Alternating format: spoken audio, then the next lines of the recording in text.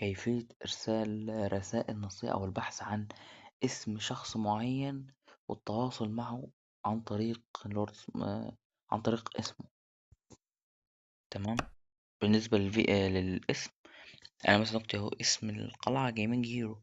إزاي هقدر أبحث عن الاسم دلوقتي عشان أقدر أعمل معاه تواصل مباشر بدون ما أدور عليه في مملكة معينة؟ أولا هضغط على علامة الترس اللي موجودة على الشمال تحت في الشريط الأسفل تحت، نضغط عليها، ولا حاجة مكتوب عليها اسمها البحث والتوصية. أضغط عليها وأبحث وأكتب جيمنج هيرو وأبحث.